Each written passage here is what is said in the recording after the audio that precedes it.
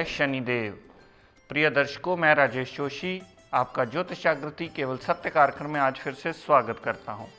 प्रिय दर्शकों, जैसा कि आप जानते हैं, हमारी चर्चा चल रही है हर लगन कुंडली के इष्ट देव को लेकर के, यानी इष्ट ग्रह को लेकर के समझ लीजिए या इष्ट देव को लेकर समझ लीजिए, जिसकी आराधना और पूजा करना आपके लिए हर दिशा में, हर रोज नित्य नियम उसके आगे नमन करना आपके लिए सदैव लाभान्वित। चाहे आपकी दशा अंतरदशा कोई भी चले, चाहे आपकी 7.5, चाहे आपका ढैया आपको परेशान ही क्यों न कर रहा हो, लेकिन अगर आप अपने इष्ट ग्रह के देवता की आराधना करने की आदत डाल लेते हैं, तो ये आराधना की हुई आपको जितनी मर्जी आपकी कष्टकारी दशा हो उससे निकलने का रास्ता अवश्य देती है। मैंने पिछले कुछ दिन से आपको जानकारी दी मेष लगन के बारे में, फिर वृष के बारे में, फिर मिथुन के बारे में। आजकल हमने चर्चा शुरू की है कर्क लगन की कुंडली के बारे में। कर्क लगन की कुंडली में हमारे पंचमेश जो होते हैं वो मंगल देवता बनते हैं। पंचम भाव में वृश्चिक राशि आती है और वृश्चिक राशि के स्वामी मंगल ग्रह माने जाते हैं। तो मंगल देवता इस लगन कुंडली के इष्ट ग्रह माने जाते हैं। या हनुमान जी की उपासना यानी बजरंग बली जो हमारे होते हैं वो साक्षात इस कुंडली के इष्ट देव माने जाते हैं। क्योंकि बहुत सारे लोग जब पूछने आते हैं, बातचीत करते हैं, तो ये बताते हैं या पूछना चाहते हैं हमसे, ये बताते हैं कि हमें ये बताइए कि हमें इष्ट देव ही हमारे समझ में नहीं आ रहे। वो हमें इस बात की जानकारी देते हैं कि हमें इष्ट देव नहीं समझ में आ रहे, तब हम उन्हें इस बारे में विस्तार पूर्वक समझाते हैं कि आपकी कुंडली में जो भी आपका पंचमेश होगा यानी पंचम भाव का स्वामी ग्रह होगा वो आपका इष्ट देव माना जाता है, और उसका स्वामी ग्रह इष्ट देव होने की वजह से उसकी पूजा आराधना करना सदैव आपके लिए लाभान्वित होता है। और चाहे जितनी मर्जी बुरी दशा चल रही हो, वो आपको बचने का रास्ता अवश्य देता है। तो प्रिय दर्शकों, इसी श्रृंखला को कंटिन्यू करता हुआ कल तक हमने कर्क लगन की कुंडली की बात की थी। कर्क लगन की कुंडली में मंगल चौथे भाव तक हम कल बात कर चुके थे। आज इससे आगे इस श्रृंखला को कंटिन्यू करते हुए बात करते हैं, अगर मंगल देवता जो कर्क लगन की कुंडली के इष्ट देव हैं यानी पंचमेश हैं, पंचम भाव के स्वामी हैं, अगर पंचम भाव में ही पड़े हों, मंगल देवता अगर पंचम भाव में पड़े हों, तो इनकी पूजा आराधना करना जातक के लिए सदैव लाभान्वित होता है। मैं अक्सर ऐसे जातकों को, कर्क लगन वालों को स्पेशली रिकमेंड करता हूं कि अगर आप नाश्ते से पहले सुबह एक हनुमान चालीसा पढ़ने की आदत नित्य नियम से डाल लेंगे, चाहे आपका जितना मर्जी पाप प्रभाव चल रहा हो ग्रह का, चाहे जितनी मर्जी वर्स्ट कंडीशन की 7.5 ढैया आपका चल रहा हो, लेकिन हनुमान चालीसा नाश्ते से पहले पढ़ा हुआ सदैव आपको बचने का रास्ता देगा, आपका जीवन यापन जीने लायक अवश्य करेगा। तो पंचम भाव में पड़े हुए मंगल देवता कैसा फल देंगे जातक के लिए, इसकी विस्तृत रूप से जानकारी समझ लीजिए दर्शकों। पंचम भाव में पड़े हुए मंगल देवता जातक को पुत्र प्राप्ति का योग देंगे, जातक को बुद्धिमान बना देंगे। पंचम भाव में पड़े हुए मंगल देवता जातक को लव रोमांस में भी कामयाबी देंगे, अपनी दशा अंतरदशा में अनसर्टेन गेन्स भी देंगे। लेकिन प्रिय दर्शकों, एक बात याद रखिएगा, ये फल उतने प्रतिशत देंगे जितने प्रतिशत मंगल की डिग्री आपकी जन्म लगन कुंडली में पड़ी होगी। मंगल 2 डिग्री का पड़ा होगा तो 25%, मंगल 10 डिग्री का पड़ा होगा तो 50%, मंगल 15 डिग्री का पड़ा होगा तो 100% रिजल्ट देगा, और 20 से 25 तक निग्लिजिबल रिजल्ट, 25 के बाद वो डेड रिजल्ट देता है। इस बात को लड़ बांध लीजिए, ये कुंडली विवेचन का सबसे बड़ा मूल नियम है।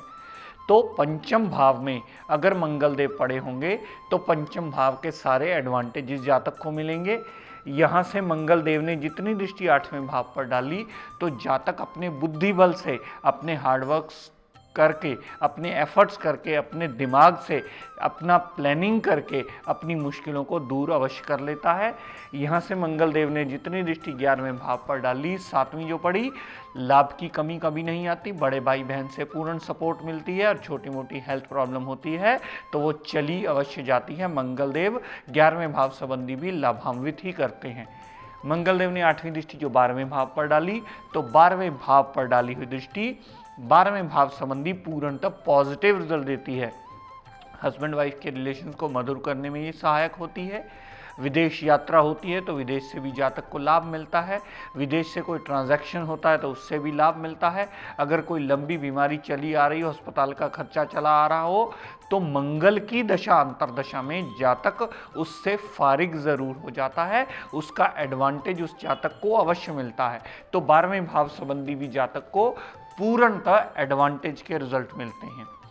प्रिय दर्शकों, अगर मंगल देव छठे भाव में पड़े हों, छठे भाव में यानी धनु राशि के पड़े हों, ये मंगल देव का कारक भाव माना जाता है। मंगल देव के कारक भाव तीसरा और छठा माना जाता है। प्रिय दर्शकों, छठा भी मंगल देव का कारक भाव होने की वजह से, लेकिन यहां मंगल की प्लेसमेंट आने से मंगल योग कारक नहीं रहता, वो अशुभ जगह आने से अपनी दशा अंतरदशा में सदैव आपको कष्ट देता मिलेगा। और यहाँ आपको किसी ने पुराना रटा रटाया राग अलापते हुए कि आपका तो जी पंचमेश, आपको तो धारण करना बनता ही है, और आपको किसी ने मूंगा पहना दिया, तो सबसे बड़ी भूल होगी। छठे भाव में पड़ा हुआ मंगल जब भी अपनी दशा अंतरदशा में आएगा, सदैव आपको कष्ट देता मिलेगा। रोग, ऋण, कर्जा, दुर्घटना, मुकदमा, कोर्ट केस, लिटिगेशन, इन सारी चीज़ों से प्रॉब्लम्स देता मिलेगा। हाँ, थोड़ा सा हाउस ऑफ कंपटीशन में लाभान्वित अवश्य कर सकता है, लेकिन अन्यथा वो सदैव छठे भाव में आकर के आपको प्रॉब्लम्स देता मिलेगा, और आपको इसका पाठ पूजन, इसका सिमरन, इसका नमन, इसका व्रत, इसकी आरती करके ही इसके पाप प्रभाव से फारिग होना होगा।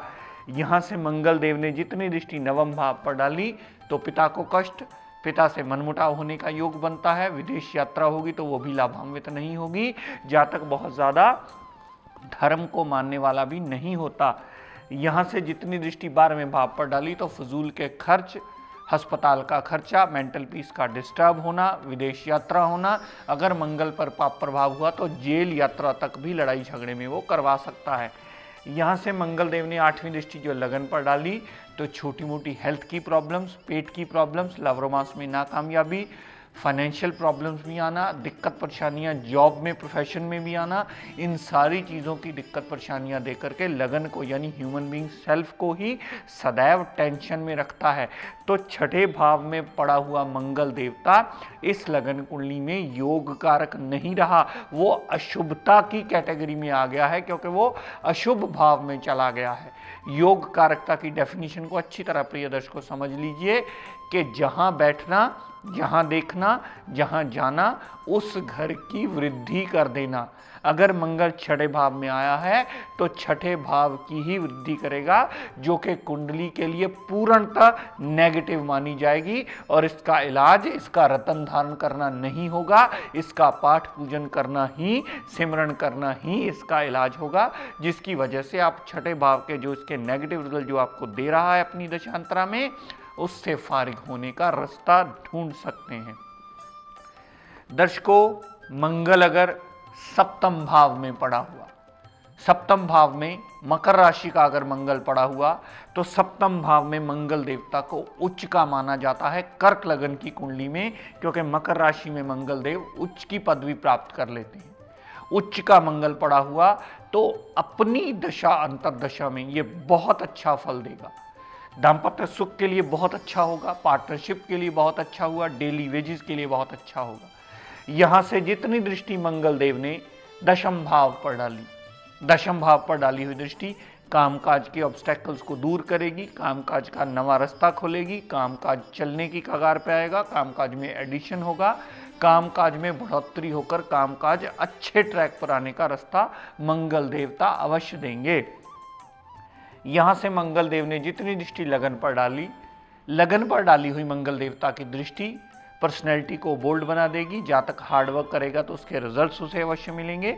जातक कामकाज से घबराने वाला नहीं होगा, मेंटल विल पावर और माइंड स्ट्रांग बहुत ज़्यादा होगा। जातक को संतान से सुख अवश्य मिलेगा, संतान उसके लिए सदैव सपोर्टिव पिलर बन के सामने आएगी। तो मंगल देव लगन पर डाली हुई दृष्टि सदैव एडवांटेज के फल देंगे। यहां से मंगल देव ने 8वीं दृष्टि जो दूसरे भाव पर डाली, तो वाणी थोड़ी सी उग्र करना एक स्वाभाविक सी बात हो जाती है, लेकिन परिवार साथ देने वाला होगा, धन का आगमन सदा होता रहेगा, और वाणी उग्र होना एक स्वाभाविक सी बात इसलिए हो जाती है क्योंकि दूसरा भाव एक अग्नि राशि बनता है, और मंगल का अग्नि तत्व ग्रह का वहां पर प्रभाव आना, अग्रेसिव वाणी होना एक नेचुरल कंटेंट इंसान का बना देती है। दर्शकों, अगर मंगल देव अष्टम भाव में पड़े हुए, यही सबसे योग कारक कहे जाने वाले सबसे अयोग कारक ग्रह बन जाएंगे, और जब भी मंगल की दशा अंतरदशा चलेगी, ये मंगल आपको मृत्यु तुल्य कष्ट देता मिलेगा। और किसी ने कह दिया कि आप तो जी मूंगा धारण कर लो, आपका तो ये बलहीन हो गया, तो कभी इस धारण करने की मंगल देवता को गलती मत कीजिएगा, क्योंकि मूंगा धारण करने का मतलब है मृत्यु को आमंत्रण देना, क्योंकि 8वां भाव ही आपका एक्टिवेट होगा, 8वें भाव संबंधी ही सारे रिजल्ट्स एक्टिवेट होके आपकी बॉडी में नेगेटिविटी एक्टिवेट होगी, जिसके रिजल्ट्स टोटली नेगेटिव रहेंगे। यहां पर मंगल देवता का पाठ पूजन, नमन, सिमरन, व्रत, आरती किया जा सकता है। कभी भूल कर भी उसका रतन धारण मत कीजिएगा। हाँ, एक अस्त अवस्था की अलग कंडीशन होती है, उसमें आप धारण जरूर कर सकते हैं, लेकिन बिना अस्त अवस्था की कंडीशन के कभी भी अष्टम भाव में पड़ा हुआ मंगल देवता का रतन धारण करना नहीं बनता किसी भी जातक का। यहां से मंगल देव ने जितनी दृष्टि 11वें भाव पर डाली, तो मंगल देवता की डाली हुई दृष्टि बड़े भाई बहन से भी सपोर्ट दिलाएगी। धन का भी दिक्कत परेशानियां होंगी, लेकिन बड़े भाई बहन से अगर सपोर्ट मिली तो उनसे भी कलह क्लेश अवश्य मचने का योग बनता है। बहुत ज़्यादा पॉजिटिव रिजल्ट नहीं मिलेंगे, और हेल्थ में भी छोटी मोटी प्रॉब्लम्स आएंगी, यानी 11वें भाव संबंधी टोटली आपको नेगेटिव रिजल्ट का योग बनेगा। यहाँ से मंगल देव ने जितनी दृष्टि दूसरे भाव पर डाली, तो धन का अभाव बनेगा, परिवार से बहुत ज़्यादा बनने वाली नहीं होगी, और वाणी अननेसेसरी उग्र होकर के जातक की दिक्कत परेशानियां सदैव बढ़ोतरी वो वाणी करती ही मिलेगी।